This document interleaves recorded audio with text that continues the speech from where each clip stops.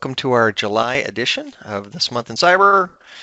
Here we are midsummer or maybe late summer, and things are still happening here. We're at about 50 of these This Month in Cybers that we've done at this point. So it's always kind of fun to look back and kind of see, ironically, as I do look back, I see a lot of repeating themes that really have been surfaced, through the years. Things morph and change a little bit, but it's interesting to see the news. Kind of find this a good way to keep our customers up to date on what's going on in security and try and determine what's relevant for small and mid-sized businesses. We always have this first slide. NIST Cybersecurity Framework is kind of a good way to speak from and kind of a way to boil down security, which is a large topic, into maybe some more meaningful areas identified with the 5 columns here, or also with the 5 columns here.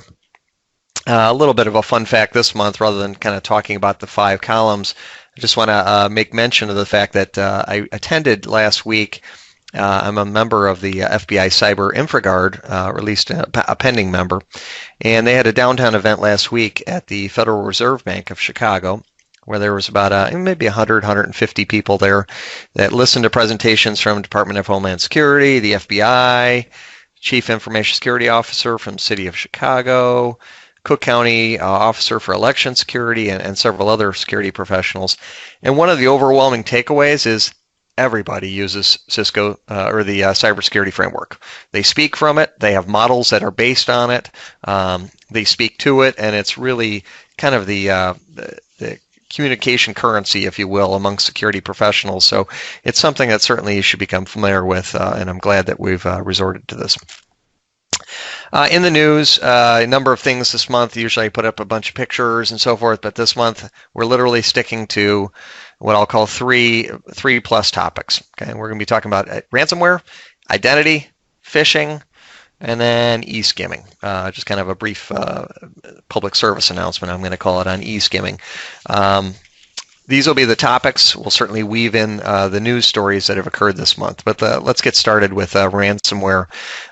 These are the stories and kind of the checklist. So when you get the PowerPoint/PDF off our website after this event, you certainly have all the links to all the stories upon which we based the facts from today. But let's give ransomware an early start here. For those that don't know, presumably a lot of people think they know, although I've been in meetings recently where even people are like, is that a virus or malware?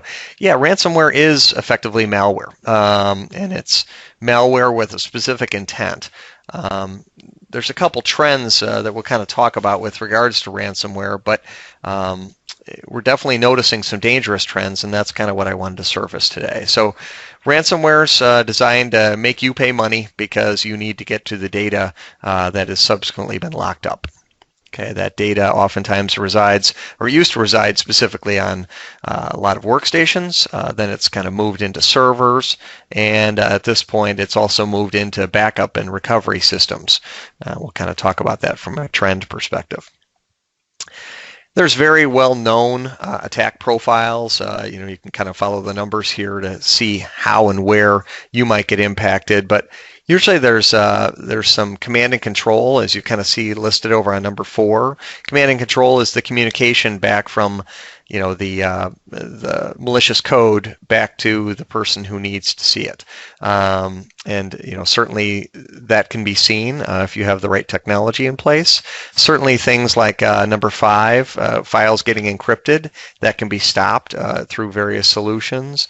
Certainly even number 1, right, the phishing email coming in, that can be stopped through both technology solutions as well as security solutions, security awareness solutions. But all of these things are aspects of how ransomware can get in on an organization. And by all means, this is no time to start reading about all of these. Look at the large words, right? And I guess the stories I wanted to tell here was there's lots of fun and interesting names to these variants of ransomware. These are obviously not names that you want to run into or be too familiar with, but do know that last year, these items like this took $24 billion of revenue out of businesses. $24 billion. So that's a pretty significant chunk of business went to the idea that money had to be paid because revenues suffered, if you will, due to technology. Specifically, bottom right, the GNC RAB, or G and Crab, if you'd like to go that way. It's a really interesting piece, a news story this month. It was one of the ones referenced. Basically, after some research, it was discovered, and this was by Kurt Krebs, Krebs on Security. Did some research, and long story short is through some links and other manifestations, they discovered that ransomware was derived from Igor Vladimirovich Propenko from a city in Russia, I'll just say, since it's difficult for me to pronounce. But long story short is that the goal of that ransomware was actually a professional organization. Their business was to develop the ransomware and update it frequently enough that it could evade detection. So there are actually 5 major updates to it over an 18-month period.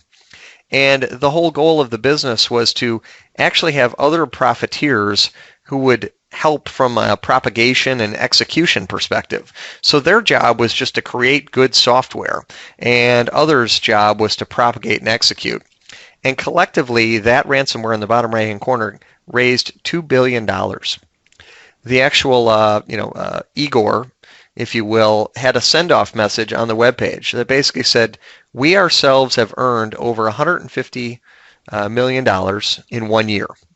Okay, because the 150 was what they earned, and the other money went to the people as part of the distribution chain, if you will, people that were actually executing the ransomware. This money has been successfully cashed out and invested in various legal projects, both online and offline. It's been a pleasure to work with you, but like we said, all good things come to an end. We're getting a well-deserved retirement. We're living proof that you can do evil and get off scot-free. We have proved that one can make a lifetime of money in 1 year. So that's the final salutation message to the G and Crab inventor and delivery mechanism, and that's kind of how ransomware goes, right? It goes through its iterations. Another list, again, not to dive into all these, you'll see some familiar names on here for sure. The one I want to point out is in the upper right-hand corner, Ryuk. I don't know how it's pronounced, but specifically, this has been in the news a lot recently. The Georgia court system, the entire court system for the state of Georgia was basically on ineffective, shut down, all of their IT systems, the state and appellate courts. The bad news was there was no computer work for maybe hundreds or thousands of clerks, court workers, and legal cases as Ryuk tied up all of their systems. I guess the good news from a resident perspective is maybe the parking tickets couldn't be processed. But Ryuk is a particularly dangerous variation of ransomware. They can decrypt about 3% of it, or 3% of the time they can find the keys out in the public.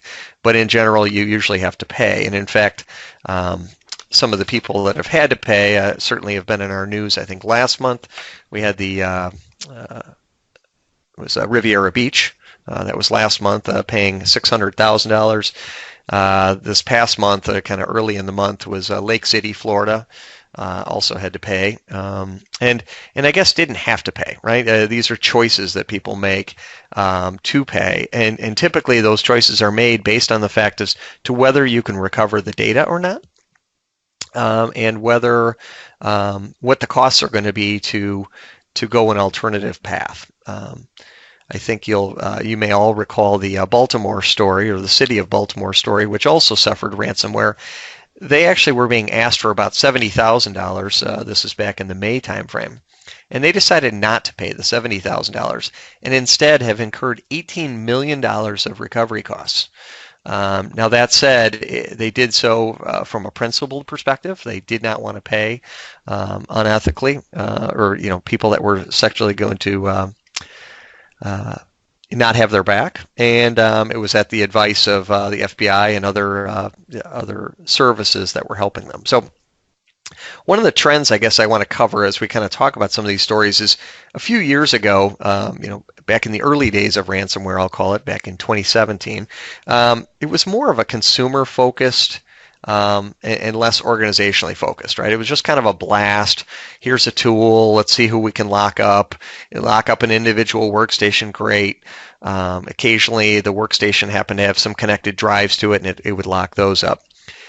But at this point, we've seen it absolutely move to an organizational approach. And furthermore, we're actually seeing a decrease in the number of companies that are being targeted. Specifically, there's a 30% decrease. We've got some references to in some of the articles that were mentioned there. But what we are seeing is an increase in the amount that they're asking for. They're asking for more money because effectively what's happening is the ransomware items from earlier, some of these or variants thereof, are actually being weaponized and created into cocktails. So Ryuk, as an example, this upper one in the upper right, it was used as part of three pieces of malware were combined together into a cocktail. Downloaded by an employee with, I think in this particular case, the Emotet Trojan, which installed itself and subsequently downloaded another Trojan called TrickBot, and then ultimately the payload was the Ryuk ransomware. That's been the nemesis for the stories that you're seeing right there, as well as the Georgia court system. Doesn't mean that Ryuk is going to always be the weapon of choice, but certainly has been a big one recently. In this particular case of the counties and the cities that you're seeing in front of you, again, their insurance, their cybersecurity insurance was the one that negotiated the payment and paid. They will claim that it was not taxpayer money to do that. It was insurance money. They clearly had some issues with regards to the recovery system and their ability to get the data back in a timely manner.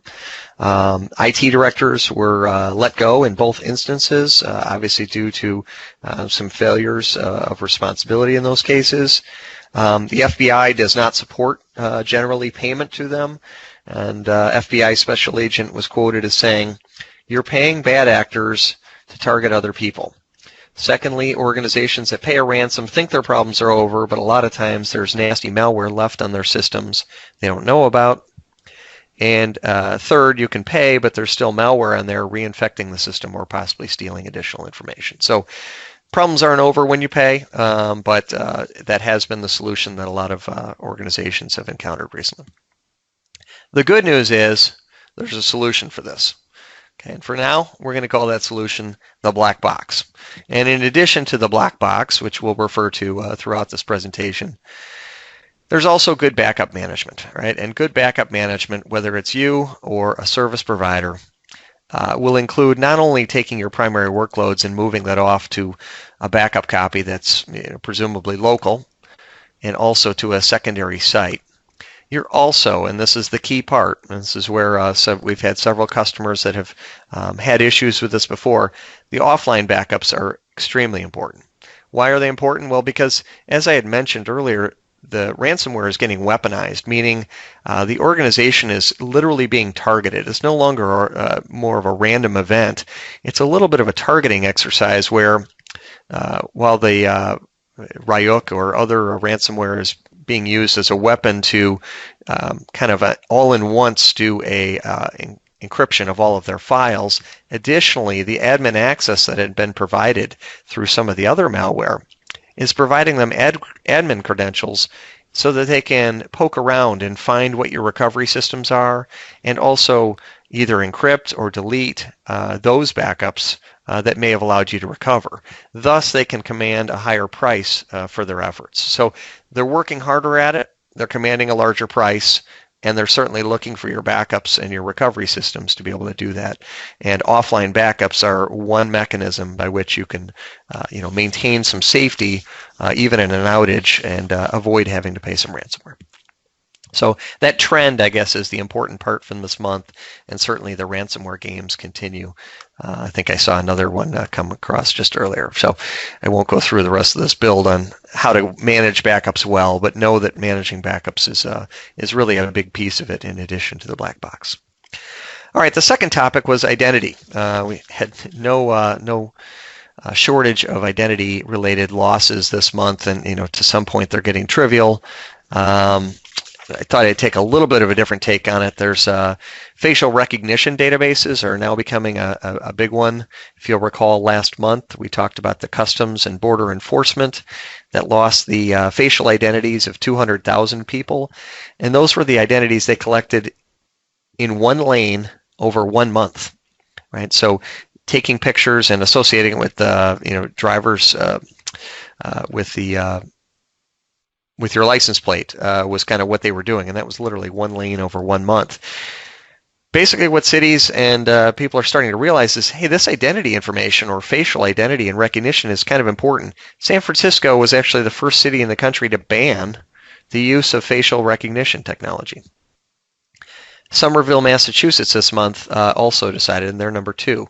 Oakland will be passing a rule, or at least voting on a rule shortly to ban later on this month.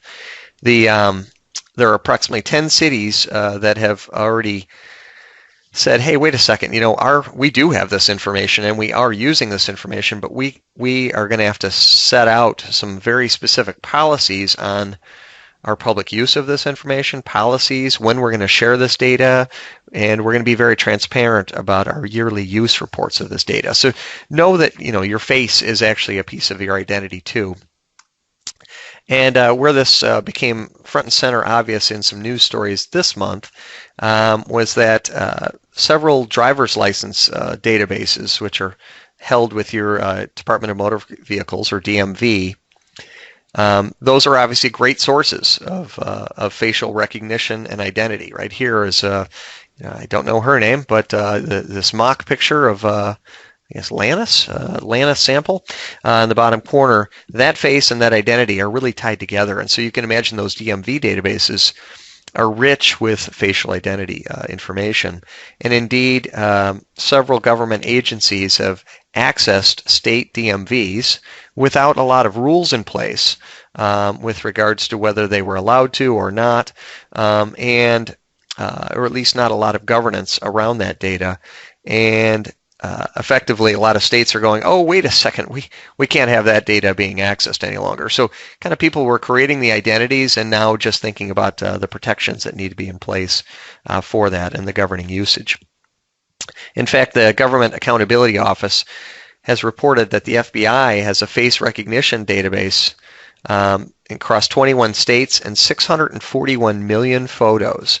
The GAO, or Government Accountability Office, had 6 recommendations for how to govern that data, and to date only one of them is complete in the last 2 years. So there's a system called FACE that has this identity data, and it's just another source of data that we're kind of learning about here as July passes on. Obviously, some other data, and this build didn't work very well, huh? In any case, behind here is a picture. Well, we'll start with Capital One, I guess, because that's the big picture. I think the news came out yesterday that Capital One said that about 100 million people in the U.S. and about 6 million people in Canada were impacted by their breach. Effectively, there was a person, an alleged suspect, I guess, at this point, named Paige Thompson, who was a former worker at AWS, Amazon. He's charged with computer fraud, uses the alias Erratic, and took advantage of a misconfiguration in a firewall on AWS, posted the stolen data on information sharing site GitHub, and also made statements in the social media saying, this is what I did. And everyone replied back to her, good luck in jail, right, was their response back to her. And sure enough, the FBI tracked her down, found out what had leaked. It's been a bad couple weeks, I think, for Capital One. CEO apologized, I believe, this morning, and they'll be going through their reparations. But, think about that. That's 100 million people whose application data for credit cards was stolen. That includes Social Securities and some other things. Other things that you don't see pictures of here, but if you could look on the left behind that little thing, you'll see a little airplane. That's British Airways. Good old British Airways suffered, ironically, a Magecart website issue maybe a year, maybe it was 2 years ago, I believe. They were kind of the poster child for that. And now the European Union, with their GDPR rules, fined them $230 million. For that business, I'm not sure what $230 million means to them, but the ironic part here is that the number of accounts that were impacted in that breach was 185,000. So doing some quick math for you, it's approximately $1,200 per record that they were fined. That's a very significant fine. GDPR, is a regulation with some teeth to it. Next up are some rulings on other major organizations that have had some breaches, including Google. Another one that came up, and the picture is behind on the right-hand side. We won't get to it, but it's a picture of Equifax. And you might recall that not only did they have a breach back in 2017 that impacted 150 million people, with 400 million people here in the United States. So 1 out of every 3 people had a credit file there that was accessible through Equifax a couple years ago. Equifax, went through the issues of, and so forth, and just last month came up with a government settlement of 425 million. It's actually maybe about 600 million, but a lot of that money is going to lawyers and so forth. Just for a point of fact, that comes to approximately $3 per record. Now, one thing that is of note, follow guidance that's provided on websites. I've already done so. If you felt that you suffered at the hands of Equifax, either on behalf of having to do credit agencies or even for your time trying to put on credit freezes and so forth, you're entitled to $125 or free credit monitoring, as well as $25 per hour for up to 10 hours or $250 for reparations due to your time. And then you're also, if you're able to prove fees or losses, you can get recovered for that. So I'm due to get a check back for $400 at this point for going through and basically determining that there were some problems. But look up reputable evidence on Equifax breach and how to do recovery.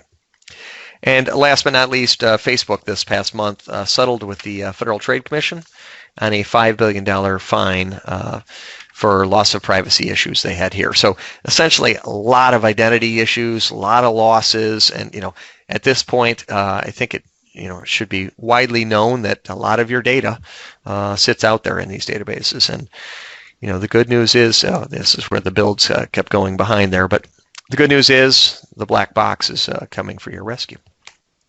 We'll talk more about the black box in a little bit.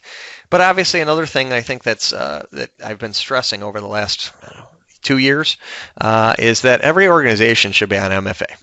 Okay, and if you're not on MFA or piloting MFA, I ask you why not. There is no reason not to be on MFA. It's included as a free item with Office 365.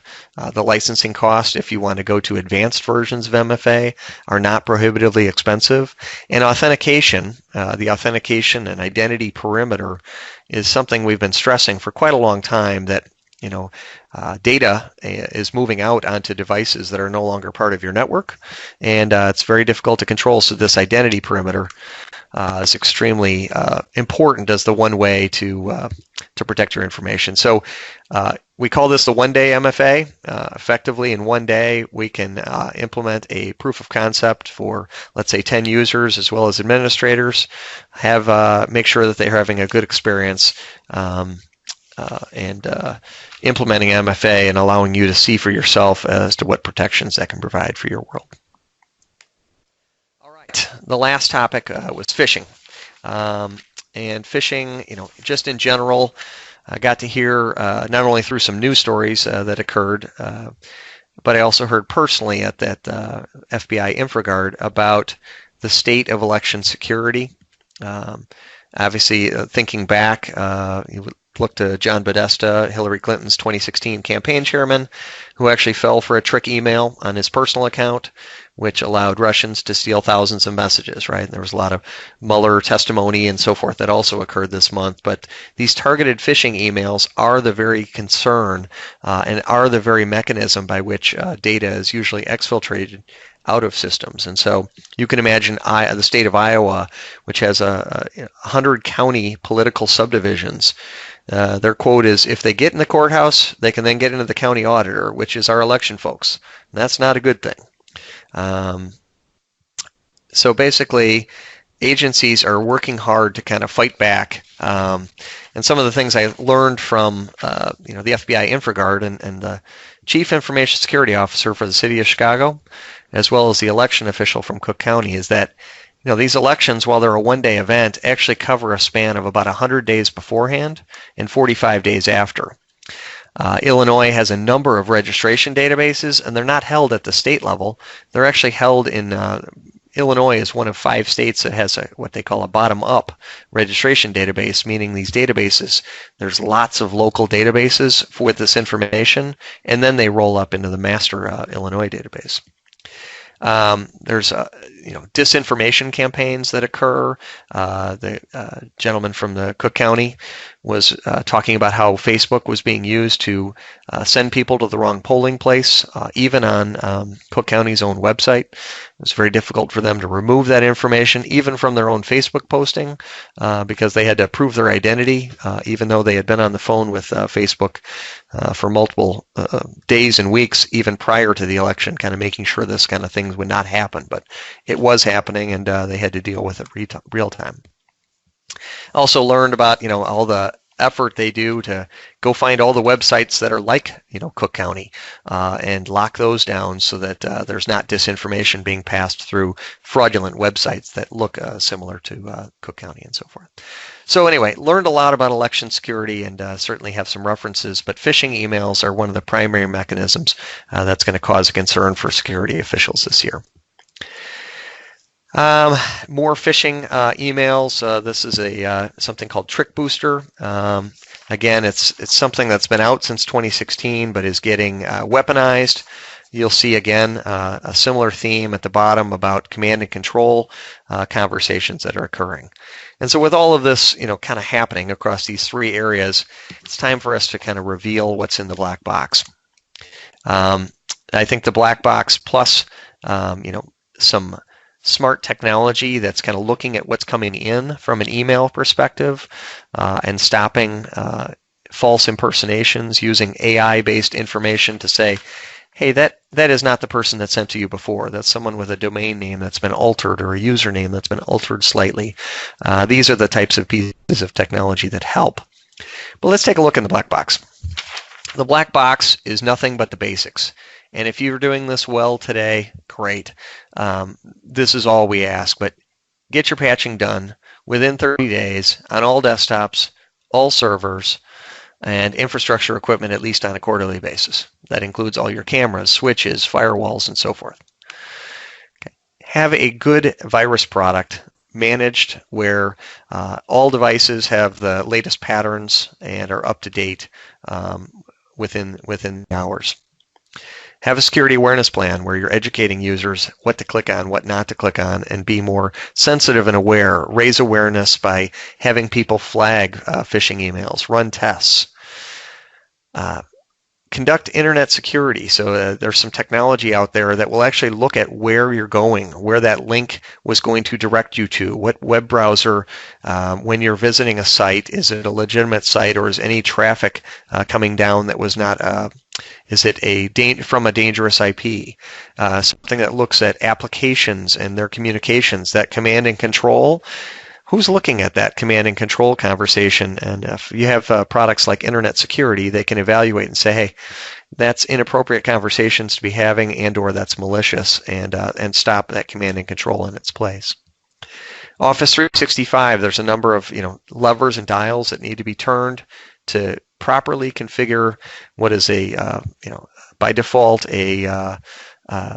not the best security profile in Office 365. So all of those, and then keep an eye out, obviously, for the dark web. All of these items in the black box, as I'll call it, are offered as part of our end user security. It involves technology, Umbrella, as well as some other technologies, some process, patching, as well as some people, aware, and dark web scanning. And the last kind of commercial announcement I'd make is around form jacking, or what they call e-skimming. The FBI certainly wanted us to kind of pass along the message. This is something we talked about back in February, as you can see from the source there. but they highlighted this as specifically impacting small and medium businesses that are that host any sort of e-commerce activities and or collect any information about customers, even if it's login information on your website. There's grave concern that with about 3 lines of Java code on websites, they're able to exfiltrate data. Doesn't stop your website from working. In fact, all the transactions continue working, but in addition to that data being sent to your database, it's also being sent to another database. And as solutions develop for this, I'll certainly bring those to the table here, but for now, awareness is kind of step one. People that were impacted by this were Ticketmasters, British Airways, you remember back in 2016 and so forth, but the FBI was warning us that a lot of this is coming to the small and mid-sized businesses now, especially with people with WordPress web pages. If you'd like to interact with us, lots of different ways. We offer this all the time, but ways to kind of nibble at whether it be a Office 365 security audit, a phishing test, if you want to see where your users stand kind of on a one-time basis. You want us to do a vulnerability scan. If you want us to do a dark web scan, happy to do any of those things for you. Just engage, right? We want to be here and try to help you through and navigate some of these waters. We do have some upcoming events. September 12th in the afternoon, we'll have an in-person event. This is going to be a technology-focused, security-focused event where we're actually going to sample some foods from 3 different restaurants. Check our events page on the left and check the date and mark it in your calendar and sign up. And do know that on our blog page, we're always trying to keep up to date. I think it was last week, or no, July 19th it was, that we had a event for Azure and kind of what's available and easy, what's the low-hanging fruit, or what's the easiest thing to slice off, if you will, from Azure to take advantage of for your business. So I'd ask you to check out our blog and some of our recaps from those pages. And with that, I apologize for going a few minutes over, but thank you for your time and attention, and